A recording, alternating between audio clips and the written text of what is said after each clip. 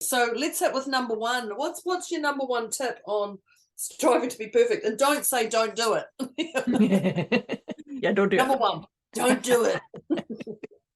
What's your So number one tip, Moira? I recently came across this really awesome quote. I actually think it's Brené Brown that said this, that when we are striving to be, and I'm putting my quotation marks around this, perfect. Not a normal fingers in the air. Yeah, not them, quotation fingers. When we get stuck into the loop of I can't say this, or I can't do this, or I can't bring this out into, birth this into the world until it's perfect, it's actually not us trying to be perfect. It's us judging ourselves based upon what we think other people think, and therefore we're looking for approval. Debz is a stressologist. She will stretch your mindset to think bigger than you've ever thought before, with follow-through techniques that are realistic and achievable to blow any fear out of your mind. Moira is a mindset cultivator. She will help you align your personal trinity of self-trust, inner awareness, and self-confidence so that you discover and share your unique gifts and purpose. Together, their goal with these conversations is to share how our inclinations do not always work in our best interest, and to provide the knowledge to leverage the gifts that already exist within each one of us. Their desire is to help you learn how to access the habits and behaviors that will lead to positive change and your best quality of life. Welcome to your deliciously motivated mindset.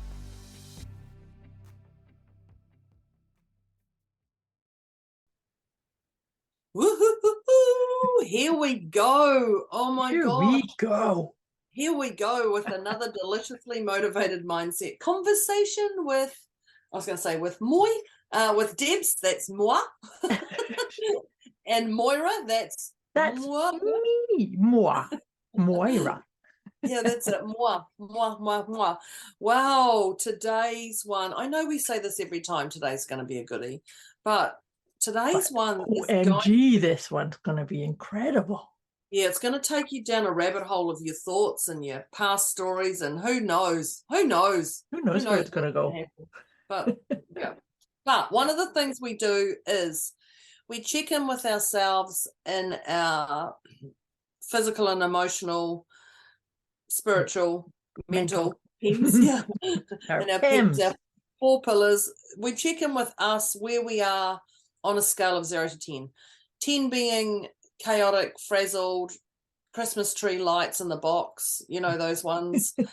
What's broken, what's not. And then number 0 is number 0. Number zero is the number past there is no one. number. Yeah. The 0 is, that's the nicest way of putting it. Totally pieced out, blissed out, zen, calm, zen. Yeah. 0 for zen. You know, the beautiful place. So our aim is to get you to the 0 and away from the 10. 10 with my accent, which is a number between 9 and 11. So what we do is we check in with ourselves. We give ourselves a number now. We check in at halfway and what your number is, and then at the end. And our intention is just to move you to that 0, just with you knowing why it's been moved and how it's been moved as you go through this 45 minutes. I think we're about 45 minutes, 50-ish. Yeah, it's about ish. Depends on how much we go on yakking away, right? Yeah, when it comes to the end, we go, Whoopsie. Recap. Yeah. So let us know your number right now, and we'll let you know our number, and then at the end we're going to check in where you're at as well. So striving to be perfect, Moira, what's your number on where you are yourself? Well, see, you just set that up, striving to be perfect. So it's striving to be perfect. I have to get this number just perfect. And you can't stuff it up. Yes, you can. Yes, you can. Striving to be perfect. You can't. Yeah, what's your number? I'm going to put myself at a 2, actually. I'm putting myself at a 2 because I'm aware of a little bit of an achy feeling in my low back, and I've got a little bit of a tickle in my throat.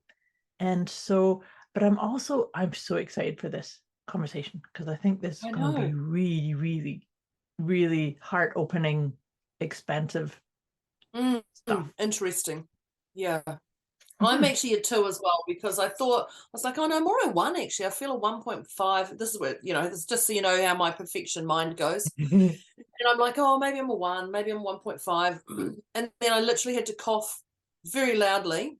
It made my eyes water and went, oh no, you're a 2. Yep. No, you're a 2. Why you've been over analyzing everything like that? You're a 2.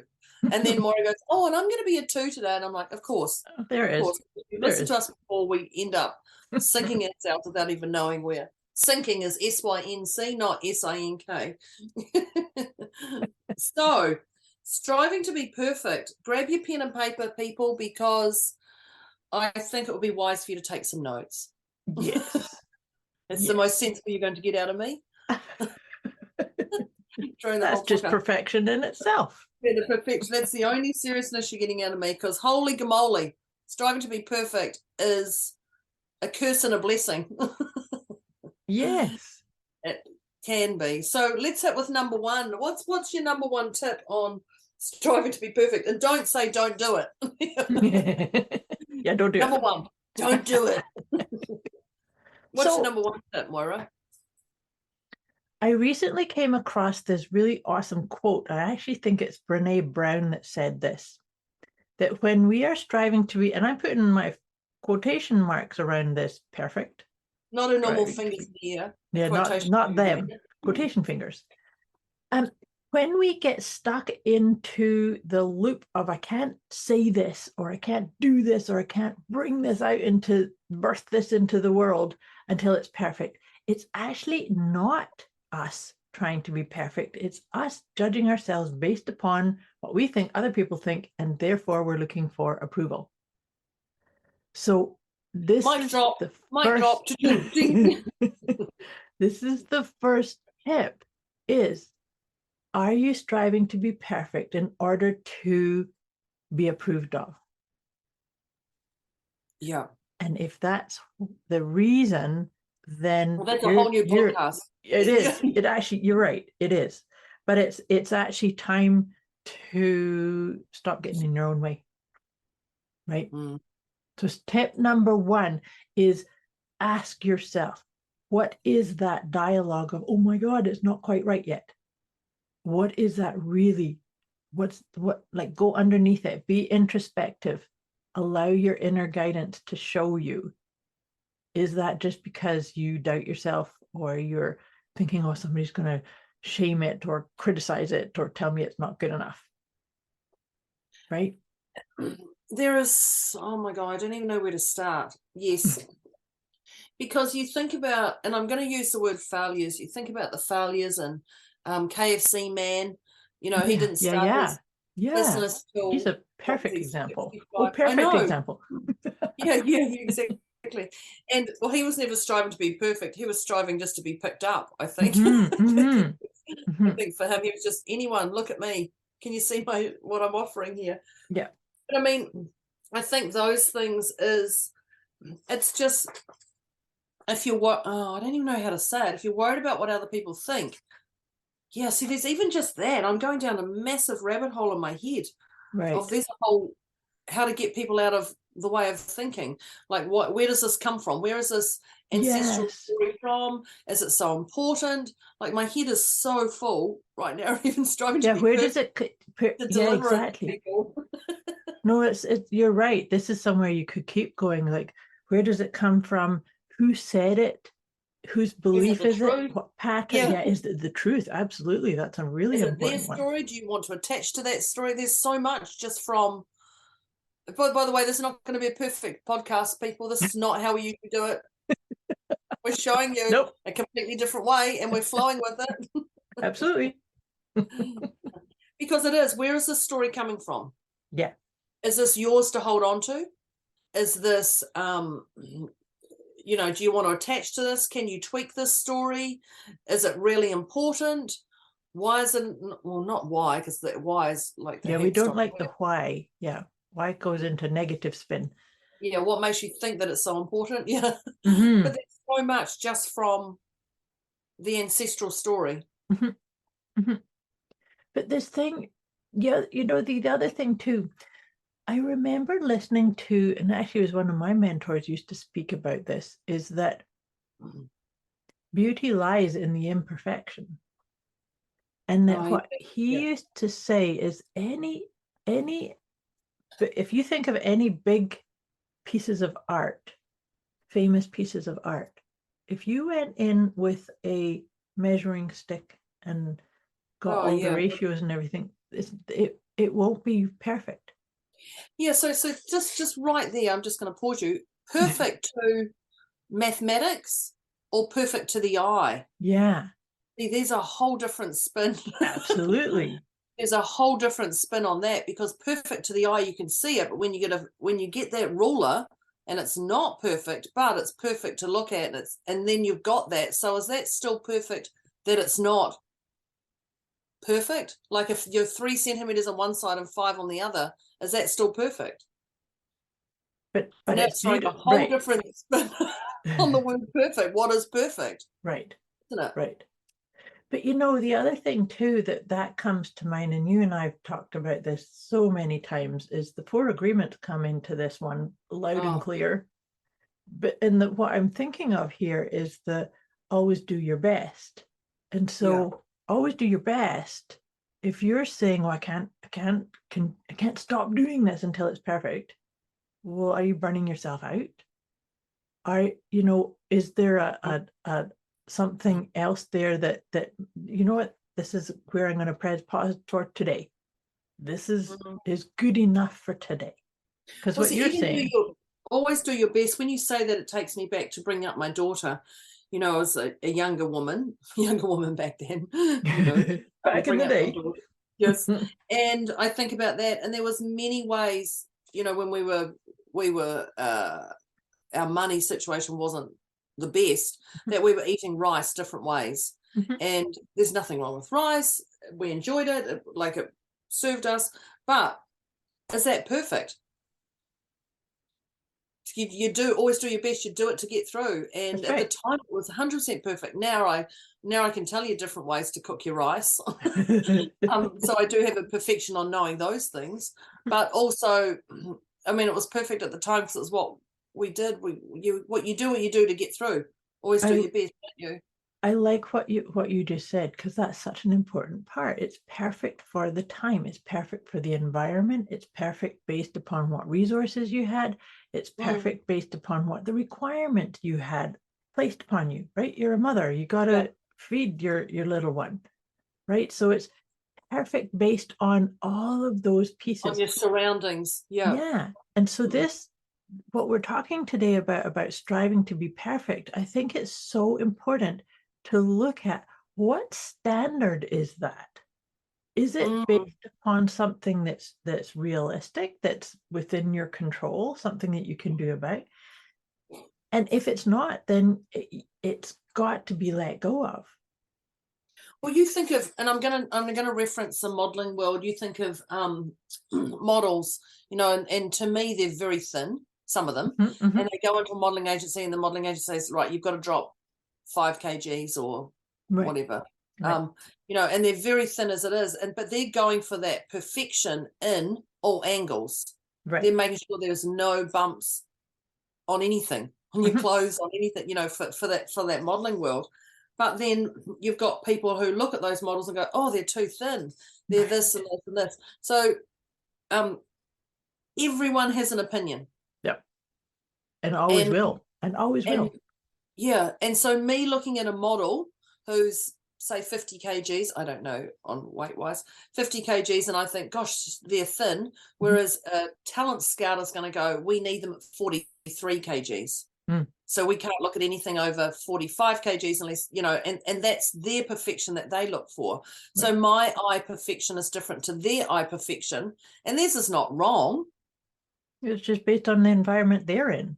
Yeah, exactly. Yeah, that's that thing. That's what I was trying to say. It's just based on, their opinion and my opinion. And I'm not wrong, and they're not wrong. That's right. Yeah. But the thing that I was thinking of as you're saying this too is the thing that comes to my mind is making sure that you're not sitting in judgment, and that we do need to be discerning. right? Because judgment can say, oh, I need to be a certain amount of weight. And then judgment can say, oh, I'm 2 pounds over. Yeah. Or 2 kgs over. That's kilograms, by the way, just in case anybody didn't know. Do you use kilograms over there? Yes, we do, but we also do pounds. We do imperial and metric. Well, I've only just moved from stones to kgs in weight.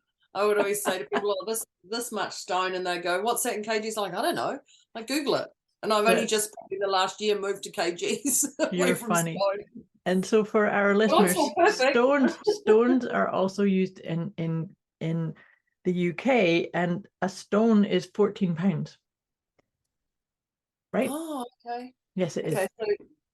So, 6.6 kgs is a stone. Yeah, there you go. There you go. That's funny. That's funny. Yeah. Well, so that's just a prime example. Using kgs or stones or pounds is all perfect. Exactly. And so this is the thing that I was trying to say about differentiating between judgment and discernment, because discernment says they're all right. They're all just forms of measurement. But judgment says, well, that you can't do that. You can't measure things in that way, right? Yeah, and more we've got people coming more into the judgment. I know. I don't know if it's social media that they now have a platform or what it is, but there's definitely I'm finding more and more people are in that judgment over the other side. Well, the thing is because I feel that it's because there's a lack of tolerance or acceptance that everybody's right. Oh, yeah. Everybody's right based on whatever it is they're dealing with or thinking or what they see in front of them. And I know as soon as I hear that, I can hear a cry of my people, no, but this person that's doing this is not. How can you say that?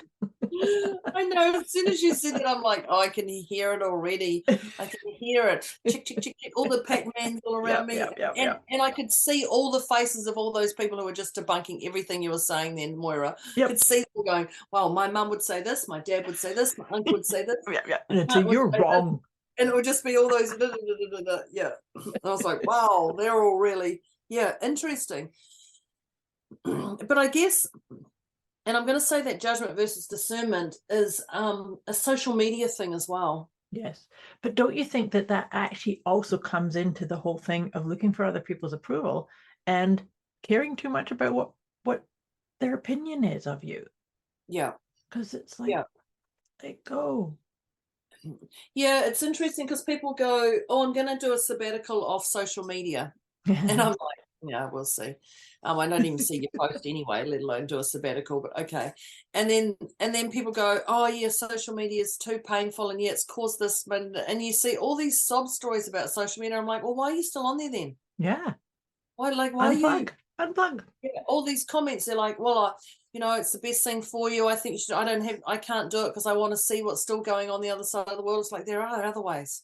Mm-hmm. There are other ways other than Facebook. But the thing is with social media is that you're then, if you're doing it just because you want to see what's happening in different parts of the world, is you have to understand that you're actually then seeing it through the filter. Yes, but through the filter of somebody else.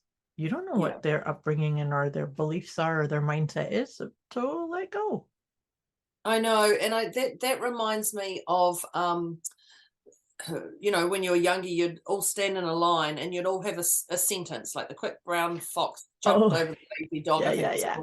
And you'd do that, and then you go to the next person, and then you go to the next person. Whisper it in their ear. It's called Chinese whisper.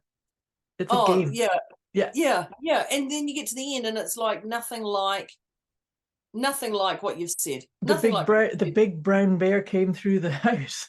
Yeah, and ate the fish in the neighbor's yard, and you're like, what? How? But it is, and that's that whole thing, is because that's that passing of energy. When you hear somebody's story, you attach to what relevates to you and goes to the next one, and that's social media. That is so social media. Prime example. It's perfect example, and so that's why I'm saying is that if it's fun and lighthearted and you're just doing it to share an inspirational quote or something, which is basically all I do on there. Yeah. I just wanted to look. I just quickly looked up the dictionary meaning of perfect. Okay. Interesting. Having all the I thought, oh, this has been interesting. Having all the required or desirable elements, qualities or characteristics as good as it is possible to be. Having all the required or desirable elements, qualities or characteristics as good as it is possible to be. So that's actually not even saying perfect is 100% perfect. No, it's not. It's not. But you see, as soon as I hear that, right out there, I like that definition a lot. But the first thing that came to my mind is, whose requirement are you using? Well, okay. So I read that and went, well, we're striving for perfection, and even the online dictionary's not even going to tell you what perfection is. Like, that's what I just read. That it's like, well, it's actually saying just settle for 80% if you want to, having all the required and desirable. That's what I was looking at, going, well, 100% is not perfect. Like, I always thought 100% perfect, and I'm looking at that going, that's saying just do what you can, which is exactly what we're saying. The other one is called absolute complete. It's just said number 2 for the definition of perfect is absolute complete. So that's the 100%. Yeah. A perfect stranger, a perfect whatever done. Yeah, it's like, okay. Yeah. And then the third one, actually doesn't say number 3. Oh, verb. Make something, in brackets, something completely free from faults. Oh yeah, or defects. Make as good as possible. Again, make as good as possible. I'm really glad you looked that up, because that's the piece that I think is missing a lot, is as good as possible. Yeah, and that's in 2 of the 3. That's in 2 of the 3 explanations. Yeah. He's busy perfecting his bowling technique. All meaning he just keeps going and keeps improving. He's just practicing. Yeah, bring to perfection. Yeah, so I'm actually surprised. I thought as good it is possible, as good as it is possible to be. Make as good as possible. So here's the thing then. That's great then. I think it's awesome. It's awesome. But then there needs to be, I think this for our listeners and for ourselves, the caveat is to be truthful to yourself. As good as possible means as good as possible for you in this situation, in this environment, with these resources, with this mindset, with these capacities and capabilities. Not as good as is possible if I listened to this person's opinion and did it that way and did it according to this person's agenda. That's the part that I think can sometimes derail people, is that, oh, it's not as good as possible because I could have done it this way. But you're stepping outside of your own zone, right? And that's that the 4 whatever they call thing always do your best. Yes, the 4 agreements. Always do your best. Yeah. And so that's the same thing, as good as it is possible. Yeah. Having all the required or desirable elements, qualities or characteristics. So that's saying, look at, like, for perfection is have all the required or desirable elements, qualities or characteristics. So it's actually just look at everything you've got and it's there already. I'm really surprised by that definition. I like it a lot. And I think that with this idea of striving to be perfect is really putting the ownership on each individual. That we don't need to strive to be perfect. We need to strive and remember that to reframe this thing of perfect, that it's as good as possible. Yeah, I like that one a lot. I really like that one. Yeah. And well, I was actually just going down a rabbit hole, and it says and the word flawless. Okay. With no flaws. Yes. Yeah, with perfect, which makes me think of diamonds. When you go to buy diamonds, you want flawless. But I guess being yeah, flawless. But what is flawless? Well, Looking at all your, that can also be an individual thing too, right? Because something that I see as a flaw, somebody else might see as an item of beauty. So I had and I'm just going to do the old scenario. I had a friend of mine, and she is Asian, and have a friend of mine. She is Asian. She's very freaking funny, and she had a restaurant, quite a famous restaurant in Christchurch, and she'd always put a billboard out the front, and she'd have these things. They were called. It was a nice restaurant, but she'd advertise big boy sausages. And they were big boy sausages, and they were like the size of a freaking plate. Like one sausage was always from side to side of her dining plate. She had an amazing breakfast. Anyway, and she would always spell something wrong on her chalkboard out the front, and it would drive me insane. And she says, Deborah, I'm Asian. People expect me to get my... And I'm like, yes, you may be Asian, but you're still born in New Zealand. You're still like... And she goes, but people expect me to not spell properly because I'm Asian. I'm like, oh my God, that's so ancient. She's like, no, they do. So she used to always put a spelling mistake on a billboard to show up. And she says it's perfect. And I would go, it's not perfect. Being an ex-PA, EA, I'll be like, that's spelling. And she goes, I know. I'd say, Sophie, her name was Sophie. Sophie, you've got a spelling mistake. She goes, no, it's perfect. And it would drive me insane that she would have that because of my background, where people would just give you a piece of paper and go, can you check the spelling? And before we had spell check really on our blooming computers, which would be logical, and you'd quickly scan for the spelling. But it would drive me. I'll be like, it's not your thing, Deborah. It's not your thing, but it is, but people come and they talk about it. So it all became a bit of a joke thing anyway. But she would always say, it's perfect. It's perfect. I'd be like, it's not perfect. It's not. But it is perfect. I think that's cool. I know. And I've actually started saying that. A quick wee message before we get back to this episode. You can get access to a special gift Moira and Debz have put together for you. Go to deliciouslymotivatedmindset.com/gift. When you sign up, you'll receive instant access to an inner peace kit and the 30 Days of Wisdom program, both of which is intended to help you feel deliciously motivated right away. Go to deliciouslymotivatedmindset.com/gift. Around the house here, also, when people go, oh, I've burnt the toast a little bit, and you go, it's perfect. Right. It's perfect. Yeah. Because you're taking away their shame of failing in their mind of, oh, I've burnt the toast. I screwed up. Perfect. No, you didn't. It's perfect. Yes. Yeah, and I have started saying it's perfect, but that's the old Sophie, not my daughter Sophie, but Sophie from the Sophie's Cafe. Your friend Sophie. I like that a lot. In fact, for clients that I've worked with in the past who have had to overcome the self-sabotage because I can't put this project out because it's not perfect yet. Yeah, I've actually got them to let something go with a typo in it or with a spelling mistake in it. Oh, really? Just to help them get into it's okay. I put that out and it's okay.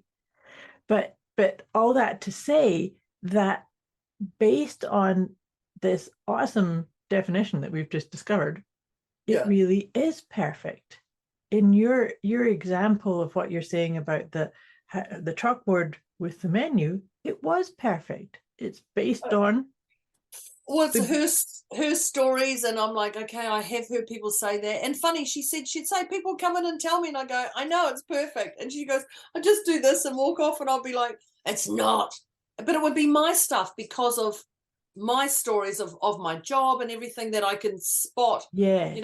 I'd go and, you'd look at any property book or something, and I'd look and I go, oh, there's a spelling mistake. How can they do a spelling mistake on the third line? Duh, did somebody not? And then I'd go into that whole, there is no judgment. The whole judgment. Yeah. Yeah. Oh, I can't read that. Can't do that. I've got a spelling mistake. Yeah, but I do like the dictionary meaning of that perfect, as good as it is possible. Mm-hmm.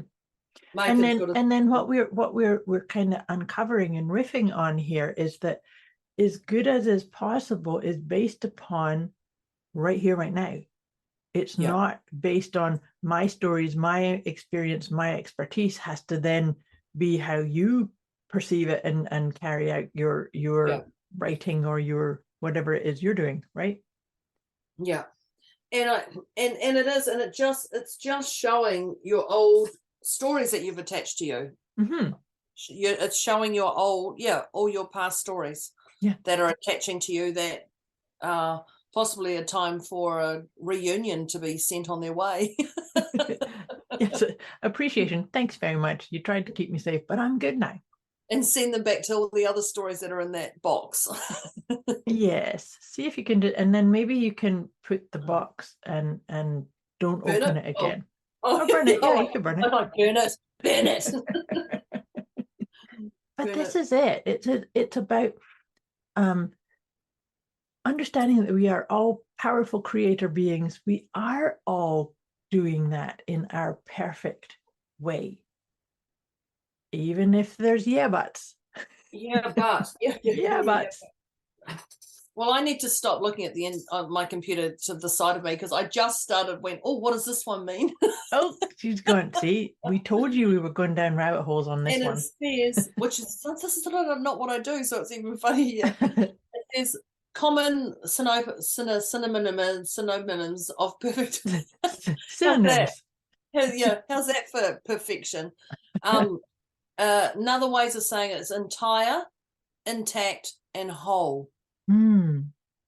And I like entire, that's beautiful. E-I-R-E, intact, and whole. And it's just seeing that that's perfect. It's whole. It's whole. It's complete. Yeah. So maybe even just changing that word perfect. If you're challenged by that word perfect, just say it's whole. It's intact. Like it's complete. Yeah, I like that. It's a differently, because I think there's a big charge around that word perfect. I would say 100%. But if you change that as it's entire, it's intact, and it's whole. And if Sophie said to me, it's intact, I'll be like, okay, that would be because there's nothing else you can't argue with that. I can't even come back and say anything if she says it's intact. She says it's perfect. I go, what? No, it's not. But if she says it's intact, I'd be like, okay, end of conversation with her about it. Mm-hmm. Interesting how one word can cause so much unraveling. Well, unraveling, but don't you think that oftentimes this one can create such a charge and such a this is burnout. Yeah. This is leading you 100% to burnout. If you're striving to be perfect, you are never, ever, ever, ever, ever going to get there. And your standards are going to raise till it's beyond acceptable, to the extreme and beyond, and you're never going to get there. That's it. Until you reframe it based on until you realize that it's actually perfect the way it is. It's perfect as it is. It's as good as possible for right now. So I'm going to press the send button. Yeah. There, submitted it. Right. It's interesting because people, and you all know this, people go, and I'm just going to do a scenario. Oh, my husband's so lazy. He never does anything. He doesn't even lift a dish off the sink, da-da-da. And we get calls like this. We get people like this because this is what some people have to deal with. Yes. And there's nothing wrong with that, even though they put it in the sink beside the dishwasher that's open. Anyway. Yep. Nothing's going on in my world. No, not at all. It's not my partner. Did you hear that, Sophie? That's my daughter, Sophie. But now I've completely forgotten what I was going to say because going down that rabbit hole. No idea what I was going to say then. Oh, so about the complaining about your partner being lazy and not picking up after themselves. So I was like, hang on. Yeah, so you're complaining about your partner because this is what's happening. You then work with Moira or I, and we come to complete love and appreciation of your partner who's putting that stuff in the kitchen sink, and you're seeing the bigger picture of everything, and it's dissolved, and you've just come to that perfection of, oh my God, they're perfect the way they are. That is actually when that person changes. That's right. That person hasn't changed all the way up to there, and they only change because your energy towards them has changed. That's right. Your energy of loving them for who they are, listening to what they're saying, listening to their reasoning, listening to whatever it is, and actually seeing how it is perfect that they put their plate in the sink and not in the dishwasher, is actually when people start to change. So if you're looking, and that's exactly it. So it's loving them whole, loving them intact, loving entirely, all of them. The wholeness of them. Yeah, absolutely. Yeah. And you're not nitpicking on the small stuff, which is actually quite big stuff, but you're loving all of them. And that is when they're whole, when you see them as a whole, that's when you see them as perfect. And I love that, because it's that judgment. But they don't change until you change your energy. Yeah. But you're coming into that wholeness, and it's your judgment of the nitpicking of, this is driving me crazy, and why you keep doing that, and so then the other person is actually reacting to that energy. But if you take it away, exactly. I'm going to show you. That's pissing you off. I'll just do it some more. I'll see how high I can build it then. Yeah. And that's exactly what happens, though. Exactly, because you've got knuckle to knuckle. That's right. You're butting heads then. Energetically, you're butting heads, and it's just going to keep getting more and more and more. Absolutely. And the dragon wings come out in the ego. Yeah. Yeah. And that is egoism. But I mean, when you look at people as whole and that they're perfect, and that's just because people do challenge us. So it is perfect. But then also the words we put, the pressure we put on ourselves is far greater than the pressure we put on others. And I was talking about this yesterday in one of my mentoring groups. I was saying, if you rated yourself like we do, so if I talked to Moira and rated her a 0 to 10, and then she's like, oh no, I'm not that, I'm in this, right? How would I know what rating that is? And we all do a different rating to what Moira would be. Yes. We all say, oh, she's emotional today, she's an 8, and Moira's like, no, you saw me have one little outburst, I've dealt with it, carried on. Let it go. Absolutely. Yeah. I'm a 1, but because you're holding on to that, it's an 8 or something. But people do have different scenarios of us over what we have. But our expectation is striving higher. Yes. Striving higher, or striving to be more complete, more whole, more aligned. But the other thing here too that I was thinking of when you were talking about that scenario, like in a relationship where one partner's not picking up the slack, or is the thing, this is, and we talked already about that judgment versus discernment, but it's also about an agenda, right? Because sometimes the agenda can actually make that energy all prickly, like, I'm going to accept you if you tick all these boxes. Yeah. But maybe that's a format that they can't do. It's not in alignment with who they are.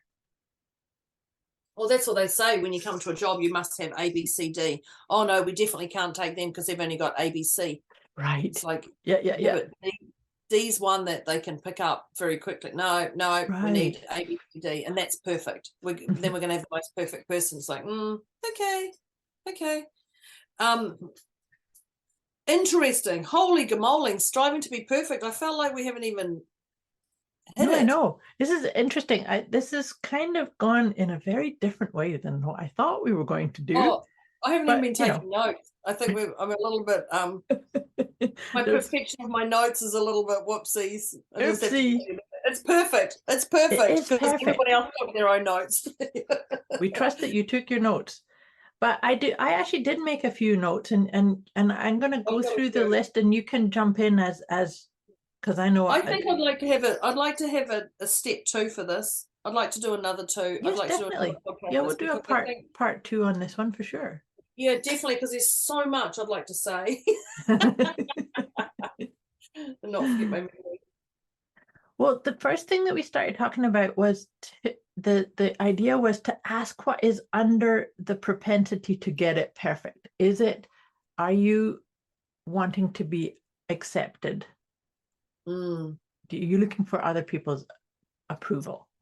Because that's oftentimes the this driving nature of, oh, I can't send this in, or I can't publish this blog post, or send this book proposal, or launch this program, put this product out, because it has to be just so in order for people to like it or tell me that I'm really good at it, at something. Yeah, it's that whole striving to be perfect is immobilizing.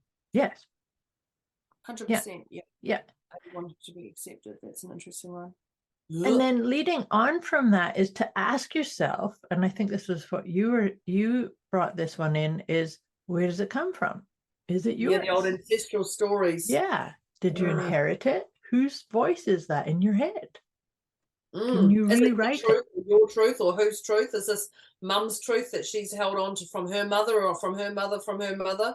We're looking at, 300 years ago already, or whatever. Yeah. And so when you question something, and the answer in yourself is, oh, it's just because it's always been this way, there's something wrong there. We know those ones. Yeah. Yes, Whoops. Yeah. The one I wrote down is beauty lies in the imperfections, and always do your best. I don't know if that's your one. Will be one of them somewhere in there. It actually was the very next one was the beauty. Oh, was it? Okay. Beauty is in the imperfections. So good for you. And I love that beauty lies in the imperfections, because the imperfections are perfections after all. And always do your best. And that really entangled beautifully with the definition you read out. Yeah. It's not. I was surprised with that definition. I loved it. It was not what I thought it would be. I think we should all write it down and put it up on a Post-it note just to remind ourselves. But it is that. Yeah, it is that. Always do your best. It's those 4 agreements yet again. It is do your best. And I talked about the rice. Having rice with my daughter when I was younger. When we were younger, and that was. I just became more creative in ways of cooking rice. And by the way, we both still like rice. Which is good. We still like rice. But that's such a beautiful, beautiful example of it was timing. As good as possible. Yeah. For right then, for right there, how you did it. Yeah. That's just, it is perfection, right? It is, 100%. We discussed too, and this is kind of related to some of the other points we've already done, is what standard is the idea of perfection based upon? So that is similar to what we were saying about the ancestral, inherited, somebody else's agenda, somebody else told you, social media said, all those kinds of things, right? But what's the standard?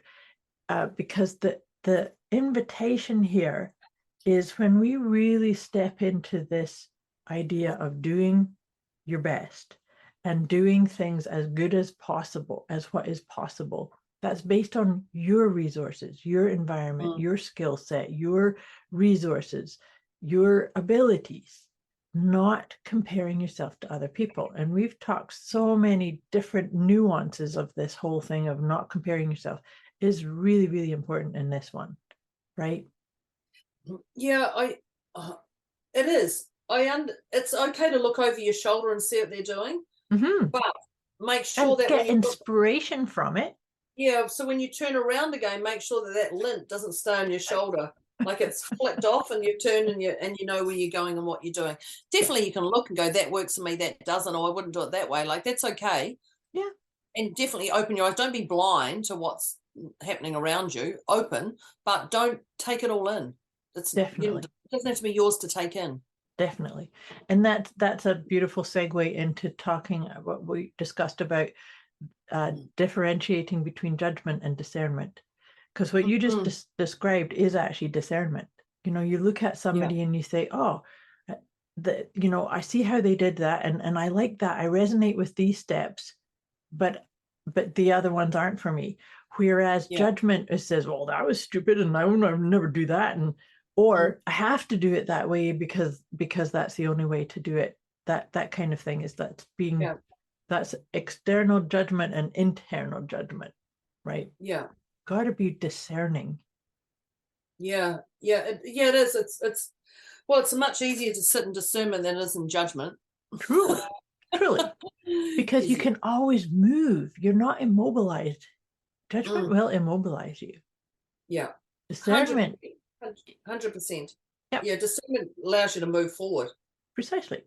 Yeah, it might make you say, oh, I'm going to take this turn instead of going that way, but you're still in motion.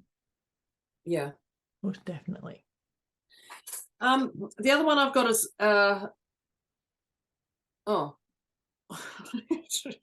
you can see my writing. I've got striving higher ourselves over, and then I've clearly stopped.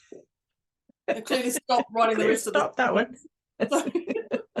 Striving higher. So just if you're striving for perfection, if you're looking at me, I wrote striving higher ourselves over, and then ... So I mean, okay. It was zoned out of whatever the rest you say. Whatever that one was. Whatever, striving higher.